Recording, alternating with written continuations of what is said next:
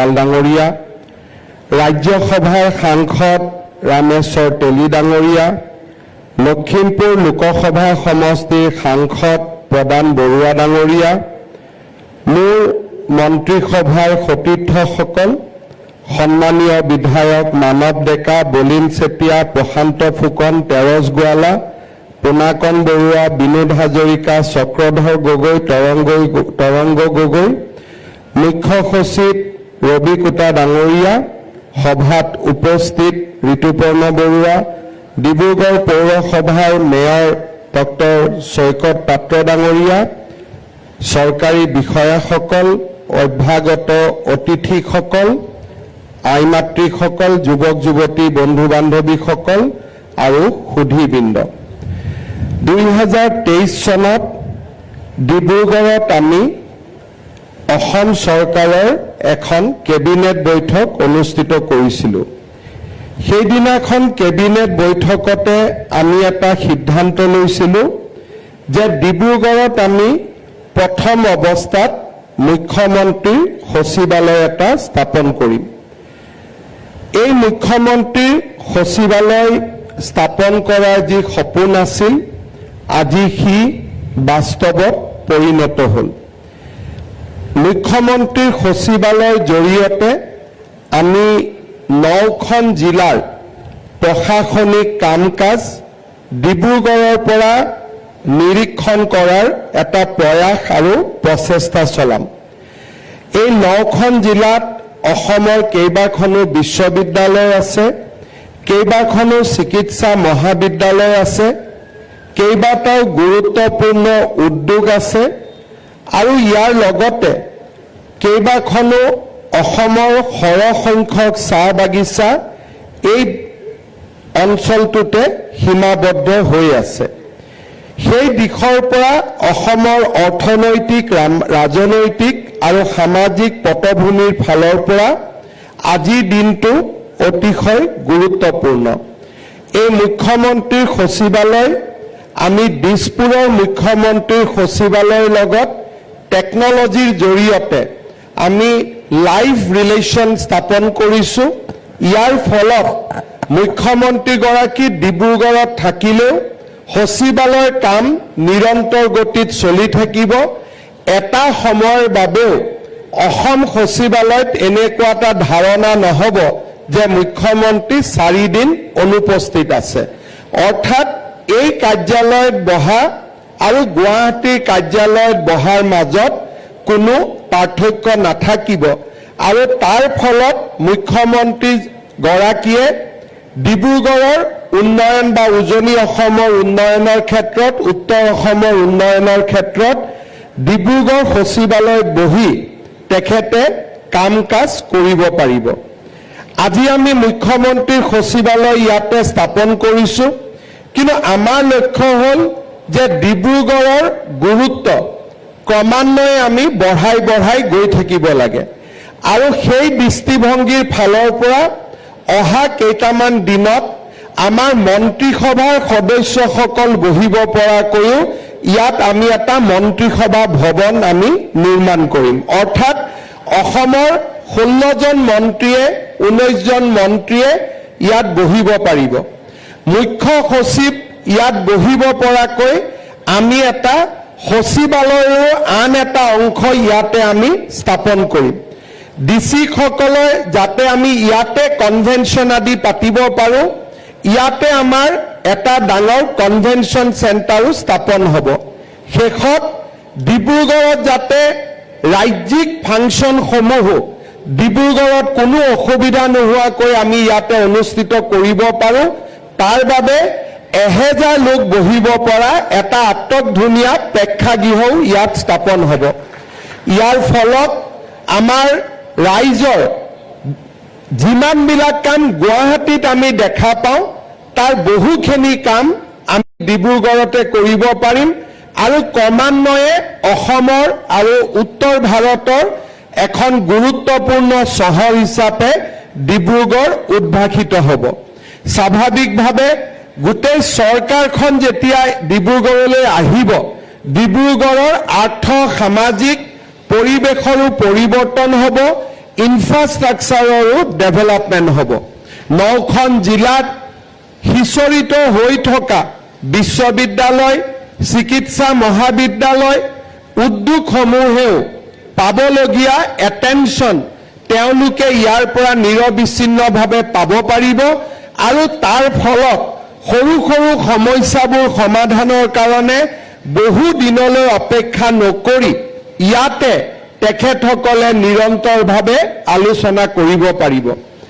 অহা অক্টোবৰ মাহত মই ইয়াত যেতিয়া আহিম, সাধাৰণতে আমি যেতিয়া শদিয়াৰ কথা পাতোঁ, আমি যেতিয়া ডুমডুমাৰ কথা পাতোঁ, ডিগবৈৰ কথা পাতোঁ, আমি সাধাৰণতে ডিচিজনৰ লগতে ভিডিঅ' কনফাৰেন্সত পাতি বিষয়বিলাকৰ সমাপন কৰোঁ।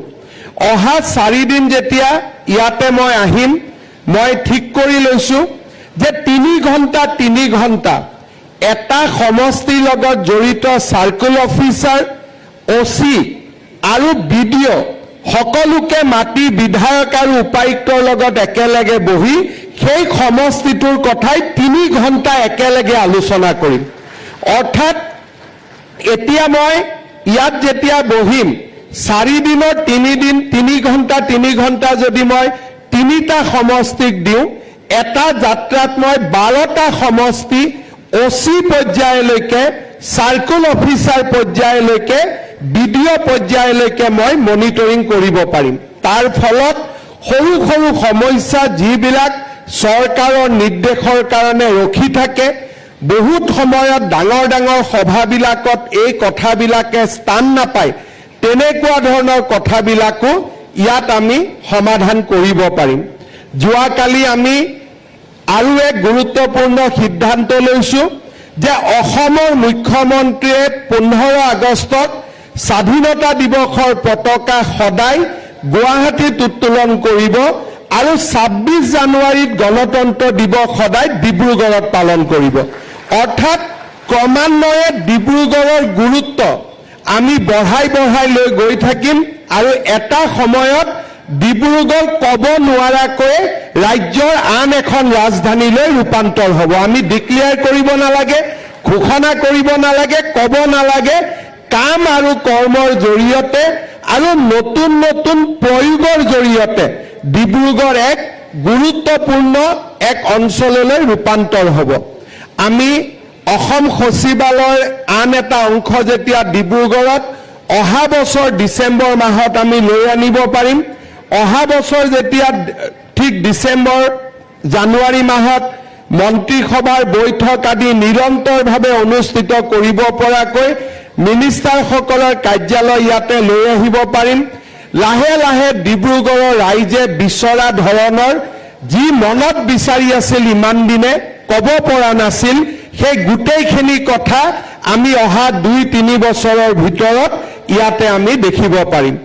আজি আমাৰ মুখ্যমন্ত্ৰী সচিবালয়ত মই যেতিয়া ইয়াতে বহিম, দিছপুৰত মই যেনেকৈ নিৰ্দেশ দিওঁ তেনেকৈ ইয়াৰ পৰাই চিমলেছলি মই আজিও 6, 7, 8, 10টা ইয়াত কাম কৰি যাম। কিন্তু গুৱাহাটীত বহা, অফিচত বহা মানুহখিনিয়ে ফিল কৰিব যে মই গুৱাহাটী অফিচৰ পৰাহে অৰ্ডাৰটো দিছোঁ, ডিব্ৰুগড়ৰ পৰা দিয়া নাই, কাৰণ তেনেকুৱা টেকনলজি আমি ইয়াতে প্ৰতিষ্ঠা কৰিছোঁ। শ্ৰদ্ধাৰ ৰাইজ, ডিব্ৰুগড়ৰ সমস্যা আৰু গোটেই উজনি অসম আৰু উত্তৰ অসমৰ সমস্যাসমূহ লৈ এতিয়া আমি ইয়াতে নিৰন্তৰভাৱে আলোচনা কৰিব পাৰিম, সমাধান উলিয়াব পাৰিম আৰু অৰুণাচল আৰু নাগালেণ্ডৰ লগতো আমি অতি নিকট সম্পৰ্ক এই স্থানত বহি ওচৰ চুবুৰীয়া ৰাজ্য হিচাপে আমি স্থাপন কৰিব পাৰিম।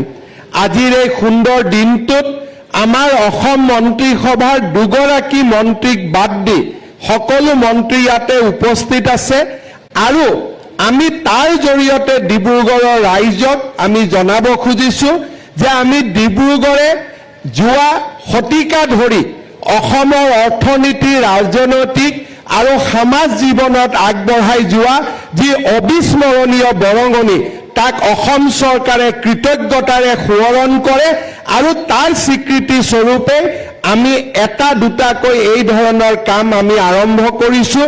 আপোনালোকৰ আশীৰ্বাদত এই ধৰণৰ কৰ্মযজ্ঞ আমি সুন্দৰভাৱে সমাধান কৰিব পাৰিম।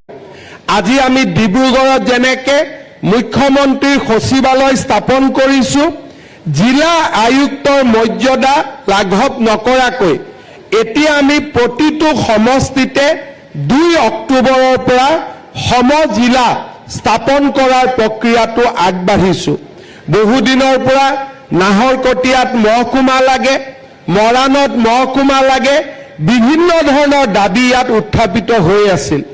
এতিয়া আমি মহকুমা স্থাপন নকৰোঁ, জিলাতকৈ অকণমান তলত আমি সমজিলা একোখন 2 অক্টোবৰত নাহৰকটীয়া, খোৱাং আদিত আমি স্থাপন কৰিবলৈ আগবাঢ়ি গৈছো। অৰ্থাৎ প্ৰধানমন্ত্ৰী নৰেন্দ্ৰ মোদী ডাঙৰীয়াৰ ভাষাত ইজ অফ লিভিং আৰু যিটো বহু দূৰত চৰকাৰ, তেনেকুৱা ধাৰণাৰ পৰিৱৰ্তন কৰি চৰকাৰখন যেন মোৰ নিচেই ওচৰত, তেনেকুৱা এটা ধাৰণাৰ আমি অসমত ক্ৰমান্বয়ে সৃষ্টি কৰিব বিচাৰিছো আৰু সেই দিশত আমি নিৰন্তৰ খোজ পেলাই গৈছো, বহু সফল হৈছো আৰু বহু কাম আমি অনাগত দিনত কৰাৰ বাবে লক্ষ্য বান্ধি লৈছো। আজিৰ এই শুভ দিনত মই পুনৰবাৰ ডিব্ৰুগড়বাসী ৰাইজক ধন্যবাদ আৰু অভিনন্দন জনাইছো। কেন্দ্ৰীয় মন্ত্ৰী সৰ্বানন্দ সোণোৱাল ডাঙৰীয়া আজিৰ সভাত উপস্থিত থাকি আমাক আশীৰ্বাদ প্ৰদান কৰাৰ বাবে ধন্যবাদ আৰু কৃতজ্ঞতা জনাইছো।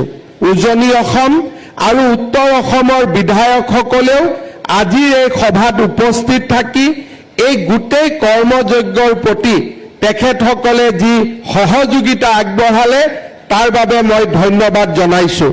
ডিব্ৰুগড় বিধানসভা সমষ্টিৰ বিধায়ক প্ৰশান্ত ফুকন ডাঙৰীয়াৰ মই বিশেষভাৱে শলাগ লৈছো। আমাৰ ৰাজ্যৰ মুখ্য সচিব, লোক নিৰ্মাণ বিভাগ, সাধাৰণ প্ৰশাসন বিভাগ, মন্ত্ৰী ৰঞ্জিত দাস ডাঙৰীয়াকে আদি কৰি সকলোৱে অসম সচিবালয়ৰ এক গুৰুত্বপূৰ্ণ অংগ ডিব্ৰুগড়ত প্ৰতিষ্ঠা কৰাৰ বাবে যি সহযোগিতা আগবঢ়ালে তাৰ বাবে মই আটাইকে ধন্যবাদ আৰু কৃতজ্ঞতা জনাইছো। পুনৰ এবাৰ আপোনালোক সকলোকে আগতীয়াকৈ শাৰদীয় দুৰ্গা পূজাৰ শুভ ইচ্ছা জনাই মই মোৰ বক্তব্যৰ সামৰণি মাৰিছো। ধন্যবাদ। জয় হিন্দ, বন্দে মাতৰম।